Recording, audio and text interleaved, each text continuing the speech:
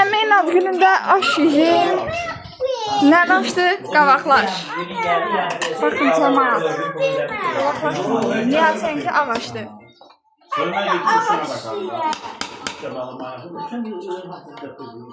Bir günde olsan gideceğiz şimdi.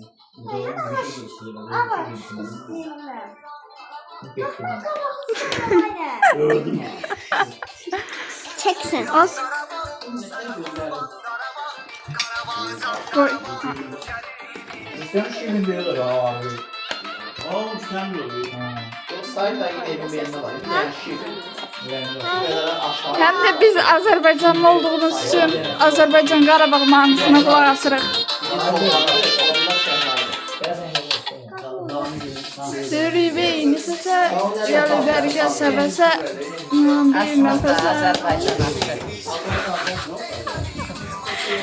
Her adam pişirmir ya Çınar'a bu aşı. Belki de hiç tanımır. Gönderdim ana. Kalsın ödesin diye baktım. Sarı da kavaklı. Boranlılı.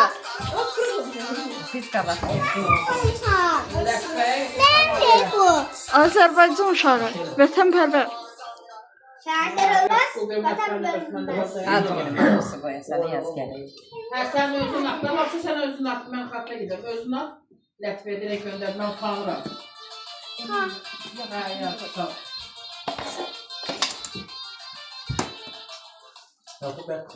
Seviş koyup kavağını da töküp koyayım sonra şeyle.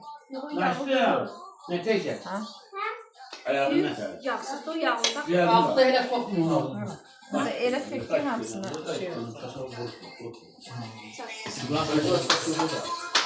Su bırakıyor. Benim başlar bir daha.